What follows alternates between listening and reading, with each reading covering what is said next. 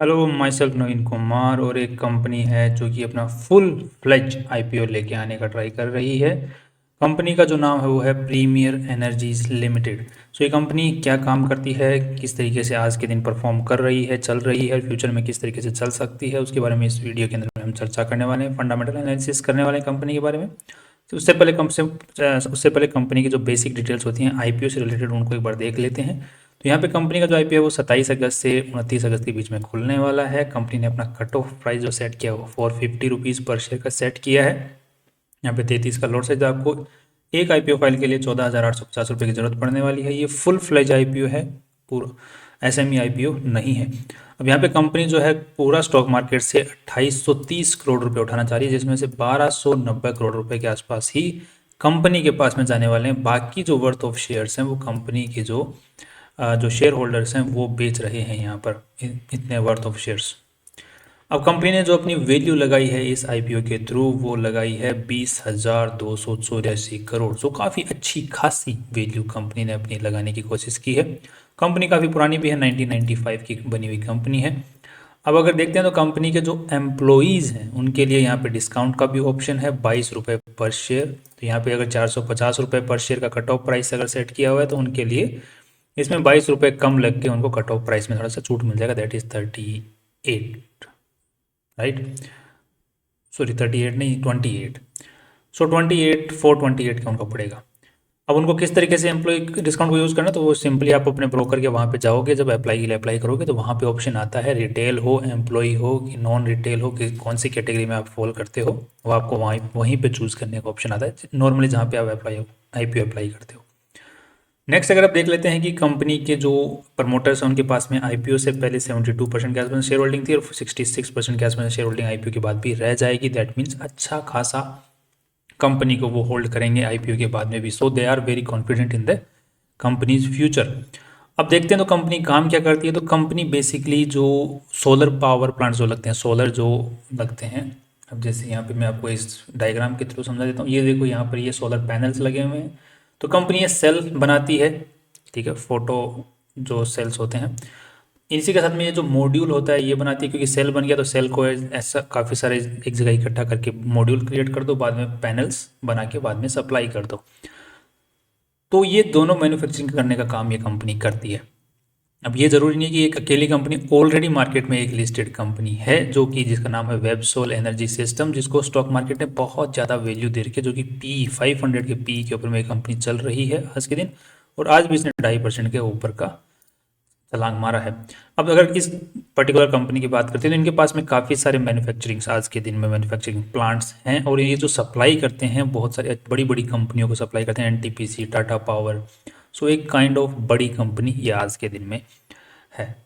अब नेक्स्ट अगर देख लेते हैं कि कंपनी और पैसे उठा के, जो पैसे उठाने वाली है जब लगभग 1200 करोड़ रुपए, उसका करने क्या वाली है। तो कंपनी ने यहाँ पे क्लियर कट बता रही है कि मुझे अपनी एक सब्सिडरी है जिसका नाम है प्रीमियर एनर्जीज ग्लोबल, जो एक मतलब इसकी सब्सिडरी है ग्लोबल एनवायरनमेंट प्राइवेट लिमिटेड, इसके अंदर में फाइनेंसिंग का काम करना है। क्योंकि इसके अंदर में भी एक जो 4 गीगावाट सोलर का पीवी जो जो सेल बनाती है, सेल एंड मॉड्यूल जो बनाने का काम करती है, उसका मैन्युफैक्चरिंग फैसिलिटी खोलनी है हैदराबाद तेलंगाना के अंदर में। सो एक अपने आप को एक्सपेंड करने के लिए कंपनी को पैसों की ज़रूरत है यहाँ पर, और बाकी जनरल कॉर्पोरेट पर्पसेस और बाकी जो आईपीओ लेके आने में खर्चा होने वाला है उसके लिए पैसों की ज़रूरत है। सो बेसिक डिटेल्स हैं। सो कंपनी का आगे आने वाले टाइम के अंदर में मैन्युफैक्चरिंग बढ़ सकती है, बढ़ने वाली है, जिसकी वजह से कंपनी को और मुनाफा फ्यूचर में देखने को मिल सकता है। अब एक बार थोड़ी सी हम आरएचपी के ऊपर नजर डाल देते हैं, जिसमें कंपनी ने इन्फॉर्मेशन सारी दे रखी है आईपीओ से रिलेटेड, तो उसमें अपने को कुछ खास मिलता है। तो अब यहाँ पे जो कंपनी के आज मेन जो करता धरता है उनका नाम है चिरंजीव सिंह सालूजा। अब इनके पास में आईपीओ से पहले जो है 64% के आसपास में शेयर होल्डिंग थी, और आईपीओ के बाद में भी अच्छी खासी 60% के आसपास में रह जाने वाली है। That's very good. नेक्स्ट देख लेते हैं कि यहाँ पर कंपनी के ऊपर में कोई खास केस है नहीं आज के दिन क्रिमिनल से रिलेटेड, बाकी टैक्स प्रोसीडिंग से रिलेटेड 1-2 केसेस हैं, सॉरी 10 केसेस हैं। नेक्स्ट अगर देख लें कंपनी के ऊपर कंटिजेंट लाइबिलिटी भी है, जो कि 3,252.55 रुपए की है, बट वो जो है बैंक गारंटी की वजह से मैक्सिमम जो है कंटिजेंट लाइबिलिटी है, जिसको अगर जो ग्रुप कंपनी को जो लोन मिला है उनके ऊपर में अगर वो ग्रुप कंपनियां लोन नहीं चुकाती तो फिर इस कंपनी को चुकाना पड़ेगा। सो ग्रुप कंपनियों के अंदर में पूरा का पूरा मालिकाना हक मैक्सिमम किस कंपनी का है? इसी कंपनी का है। ग्रुप कंपनीज कौन सी होती हैं? जैसे सब्सिडरीज हो गए, एसोसिएट्स हो गए, वो एक ग्रुप कंपनी के कैटेगरीज के अंदर में आती है। नेक्स्ट अगर देख लेते हैं कि कंपनी के जो मेन शेयर होल्डर हैं जो कि कंपनी के शेयर्स बेच रहे हैं, उनको 2000 अगस्त 2024 के अंदर में ही जो सीसीडी होती है, कन्वर्टिबल कंपल्सरी कन्वर्टिबल डिवेंचर्स, जो डिवेंचर्स होते हैं, कंपनी ने पैसे उठाए थे इनसे, लोन पे पैसे उठाए थे, तो बट वो जो लोन होता है उसको कन्वर्ट कराया जा सकता है इक्विटी में, शेयर्स के अंदर में। तो इन्होंने शेयर्स में कन्वर्ट कर लिया, जिसकी वजह से इनको 8,80,00,000 शेयर्स मिल गए इन कंपनी वालों को, और इसमें से मैक्सिमम शेयर्स बेच रहे हैं यहाँ पर इस आईपीओ के थ्रू। नेक्स्ट अगर देख लेते हैं कंपनी के अंदर में आज के अंदर एम्प्लॉई 1447, मतलब लगभग 1500 के आसपास में एम्प्लॉयज़ कंपनी में काम करते हैं। अब अगर आप इनकी जो चीज़ें ये ओन करते हैं उनकी अगर बात करते हो कि इनके पास में एक्चुअली कौन कौन सी प्रॉपर्टीज़ हैं जो इनकी खुद की है, कंपनी की है, तो उसके बारे में हमने चेक किया कि गेस्ट हाउसेज जो हैं जो कंपनी के नाम पे हैं, प्रीमियम एनर्जी लिमिटेड के नाम पे हैं, वो सारे ओन्ड हैं। गेस्ट हाउसेज सारे मैक्सिमम ओन्ड हैं। बाकी जितनी भी चीज़ें हैं वो कोई भी ओन्ड नहीं है, बाकी सब चीज़ें लीज पर हैं। तो कहने का मतलब इतना सा कि आराम हम अपनी जगह पे करेंगे, बाकी काम हम दूसरों की जगह पे कर सकते हैं। आराम के लिए हमें अपनी जगह चाहिए। नेक्स्ट अगर देख लेते हैं कि ये जैसे जितने ब्रांच ऑफिसेज हैं अलग अलग स्टेट्स के अंदर में, अलग अलग जो डिस्ट्रिक्ट होते हैं वहाँ पर, तो वहाँ पर लीज पर हैं सारे के सारे ऑफिसेज, और रजिस्टर्ड जो ऑफिस है वो कंपनी की जो सब्सिडरी है Premier Energy Photovoltaic Private Limited, उसके नाम पे है, तो वो उसी की सब्सिडरी है। मतलब बात यही होगी कि ये मेन कंपनी है, छोटी कंपनी के नाम पे ये प्रॉपर्टी है जो जहाँ पे रजिस्टर्ड ऑफिस है, तो अल्टीमेटली इसी कंपनी का हुआ। नेक्स्ट अब अगर देखते हैं कि कंपनी की जो सब्सिडरीज हैं उनके अंदर में लगभग 7 कंपनियां आती हैं, जिसके अंदर में जो मेन कंपनी है 100% शेयर होल्डिंग वाली जो premium energy Photovoltaic Private limited, सबसे ज़्यादा जो प्रॉफिट कंपनी को कमा के दे रही है, सबसे ज़्यादा जो रेवेन्यू जो आ रहा है वो इसी कंपनी से आ रहा है। कंपनी का जो 90% से ज़्यादा जो रेवेन्यू आ रहा है वो इसी यही कंपनी कमा के दे रही है, मतलब छोटी वाली कंपनी कमा के दे रही है। बाकी जितनी भी कंपनियां हैं वो ज़्यादा रेवेन्यू नहीं कर रही हैं यहाँ पर।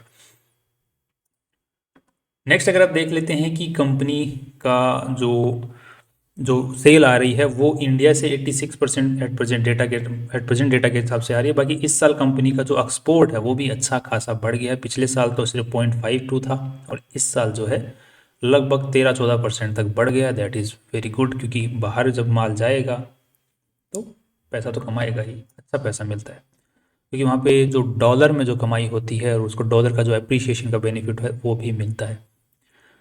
अब देख लेते हैं कंपनी के जो, अगर हम बैलेंस शीट की ओर नजर डालते हैं, क्योंकि कोई भी कंपनी का जो रिसर्च होता है वो जब तक बैलेंस शीट में नजर नहीं डालेंगे तब तक अधूरा है। तो बैलेंस शीट की ओर नजर डालते हैं तो पैसा मेनली, पहली बात है पैसा कितना है जो इन्वेस्टर्स का पैसा लगा हुआ है कंपनी के अंदर में, तो उसमें से 860 करोड़ के आसपास में कंपनी के अंदर में इन्वेस्टर्स का पैसा लगा हुआ है। पूरी बैलेंस शीट की जो साइज है वो है 3,700 करोड़ के आसपास की।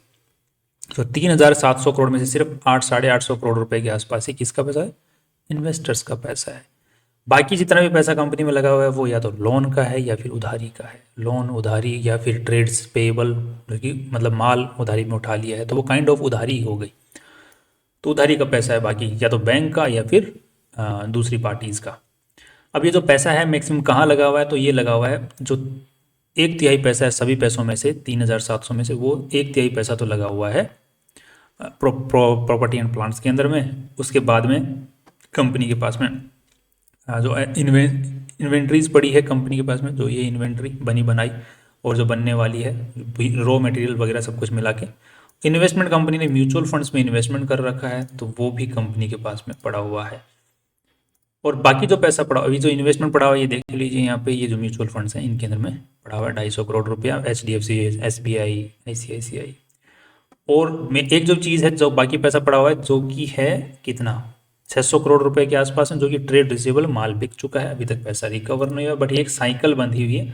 अगर हम यहाँ पे इस स्क्रीनशॉट को देखते हैं तो यहाँ पे दिख रहा है clear cut, less than 6 months के ही यहाँ पर एंट्रीज यूजुअली देखने को मिल रही है बड़ी वाली। इसका मतलब कंपनी का जो पेमेंट है वो टाइम के साथ में रिकवर हो रहा है, एक साइकिल बंधी हुई है। क्योंकि बड़ी बड़ी कंपनी है वो जैसे ही माल डिलीवर होता है, एक ट्रक हो गया तो उसका ऐसे पेमेंट नहीं होता है, वो quarterly, half yearly, monthly, yearly, इस टाइप से पेमेंट होता है। सो अब बैलेंस शीट में तो कोई दिक्कत यहाँ पे नजर आ नहीं रही, बट बैलेंस शीट की जो इन्वेस्टर्स का जो पैसा है वो बहुत कम है, जिसकी वजह से पीबी रेशियो जो है वो बिगड़ा हुआ है, काफ़ी ज़्यादा हद तक बिगड़ा हुआ है। अभी देखते हैं, उसकी भी बात करते हैं। अब कंपनी की अगर कमाई की बात करते हैं तो दैट्स ऑल्सो नॉर्मल। कंपनी का जो ग्रोथ स्ट्रक्चर है, अगर हम ग्रोथ स्ट्रक्चर की बात करते हैं, कंपनी का जो रेवेन्यू है उसमें इंक्रीज कितना आ रहा है, तो यहाँ पे देखने को मिल रहा है कि 2023 से 24 के बीच में अच्छा खासा रेवेन्यू इंक्रीज देखने को मिला था। 1400 करोड़ से सीधा 3100 करोड़ पहुंच गया। बट यहाँ पे 2024 से जून 2024 तक जो डेटा आया है 3 महीने का, इसमें भी अगर आप लोग चेक करते हैं तो अच्छा खासा ग्रोथ देखने को मिल रहा है, क्योंकि 1600 करोड़ का रेवेन्यू तो इन्होंने 3 महीने में ही कर लिया, राइट। तो 364, तो इस साल जो है, इस साल जो रेवेन्यू है वो इस साल पिछले साल के मुकाबले भी डबल का प्रोजेक्शन देता है।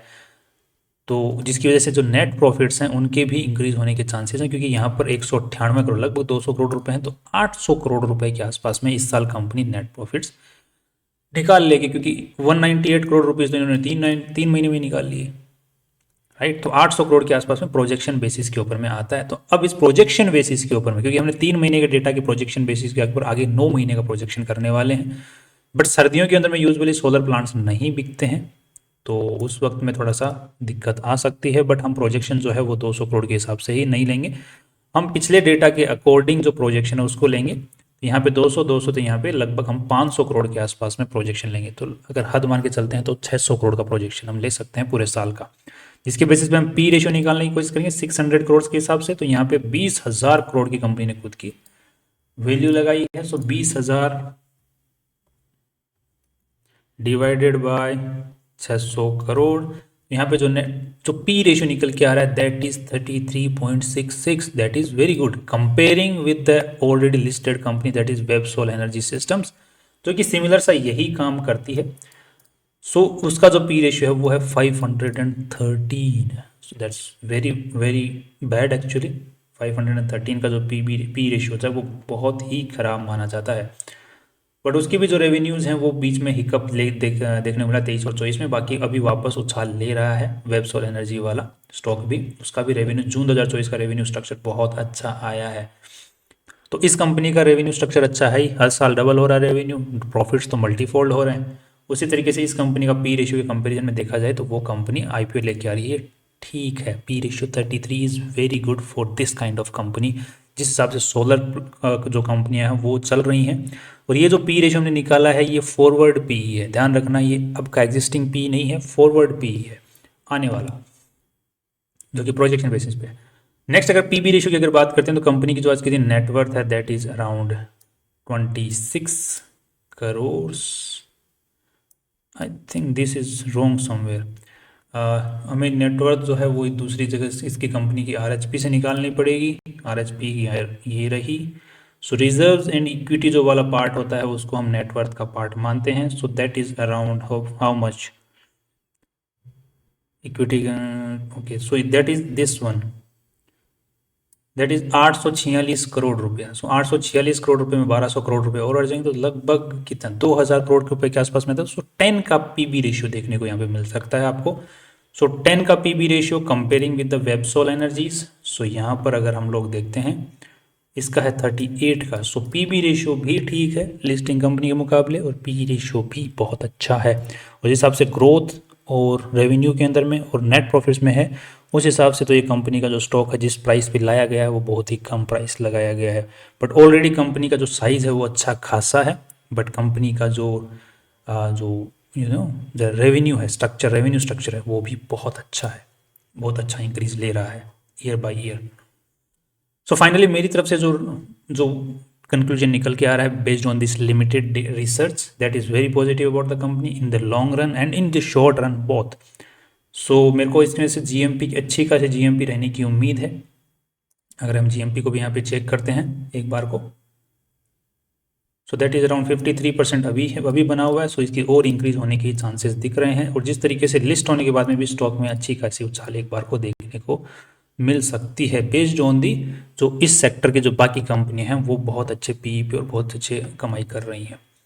That's all from my side. और बाकी आप कोई भी डिसीजन लें उससे पहले अपने फाइनेंशियल एडवाइजर को जरूर कंसल्ट करें और रिसर्च करें इसके अंदर में। That's all. कल फिर मिलते हैं नई इंपॉर्टेंट वीडियो के साथ में।